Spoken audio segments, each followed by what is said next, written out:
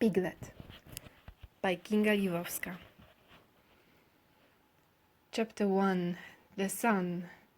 I told you that Dad was hit by a car on the 26th of January at 6 o'clock.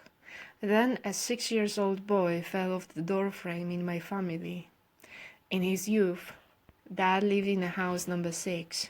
We lived in a different house number, but our block of flats is also number 6. I don't think that this is a coincidence either. I think the number 6 is associated with occultists and illusions. You see, Professor Mazur told me that numbers 6 and 9 are alike. You can turn them upside down and you don't know which one is which. So both of them can play a game of pretend in which number 6 pretends to be number 9. During the Second World War, 6 million Jewish people were killed over a period of 6 years. Number 6 and 9 both come back in the story of Hiroshima and Nagasaki. In both of these stories, it is the work of the occult, the work of witches, and their illegal use of covert hypnosis and psychedelics on people. We got the call from Germany and my mother told me Dad wasn't breathing on his own. When we went to the hospital, we were told they would disconnect him from the machines and we could wait until he died. My sister Agatha told us that they wouldn't give him anything and he would die on his own. I understand that he would be suffocating because he had trouble breathing. Jewish people were suffocated in Auschwitz. I wrote about them later in the book, and my father suffocated. When I meditated, I wanted to develop extrasensory perception. I suffocated too. Later on, I discovered that there were many more references to the way my dad died than one could possibly think of. Long ago, Dad yelled at my sisters for crossing the streets when the light was red. I think he knew how he would die. Traffic lights are references to articles about sex trafficking that I published on my blog. I just did it much later because I noticed it much later. In Amsterdam's red light district, girls use red and blue lights when they work.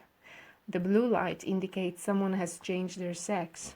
The red light indicates that they are available for sex. When they are working, a queue of men is waiting, just like we stand waiting for the traffic lights to change at the zebra crossing.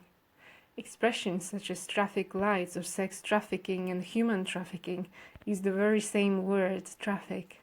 Have you ever pondered on that? You see, I have learned from Jim Caviezel, the actor of the second Sound of Freedom, that occultists believe in duality. They believe in the concept of darkness and light.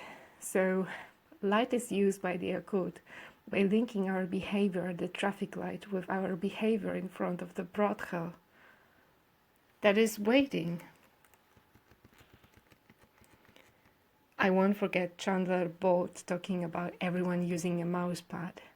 You see, everyone uses traffic lights, just like some men use women and children in brothels. The connection is in our behavior and in the physical representation of the light. The fact that everybody does the same thing at the traffic lights is a phenomenon on a bigger scale.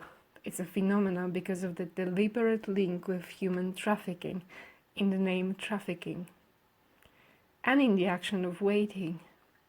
In Polish language, we link the word jazda to drive with sex. Possibly some situations in which women get trafficked involves getting a drive from the airport to the flats in a new country where they were supposed to become models. On the zebra crossing, you also can see a yellow pedestrian push button with an image of a hand on it. You can see the same image on the human trafficking posters from Tim Ballard's foundation. A zebra crossing comes in two colors, white and blue. A zebra crossing is striped, so it speaks about duality, and it is an explicit reference to Africa. African people are sold not only for sex trafficking and organ harvesting, they are sold for slavery too. There are many more physical references to that than just the zebra crossing that we all walk on or the @ that we all use in our email addresses. The story of African people is a story of change addresses, and it also is a story of forming pedophiles. I write about it later on in the text. The thing is, each and every aspect of my dad's death was a dialogue with what I wrote about. To give you a bit more context on my dad's accident, before Dad died, I had a lucid dream. First, I saw a forest and children in the forest. That was a nice dream. I don't know if the word dream is the best word here.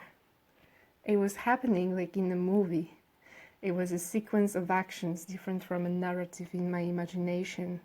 I was sure it wasn't mine. I was sure I didn't create this. I accepted the dream about children in the forest.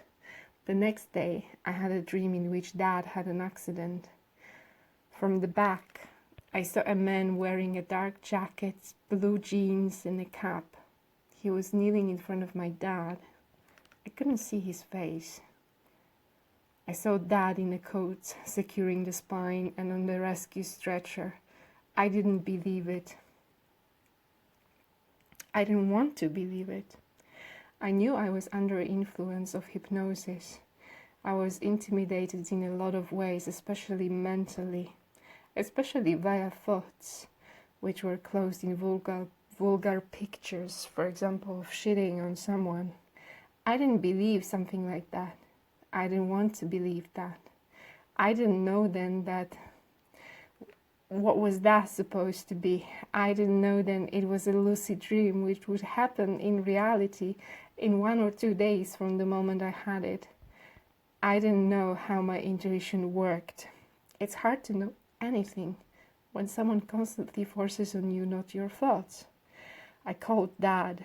I woke him up when he was sleeping. We were disconnected 3 times. He said he was going to work in the morning. He said I should find a better job to deal with life. I wanted to say I would help you with the money, as he had lots of debts, but my agreement at work wasn't prolonged. I wouldn't believe my own words at that time.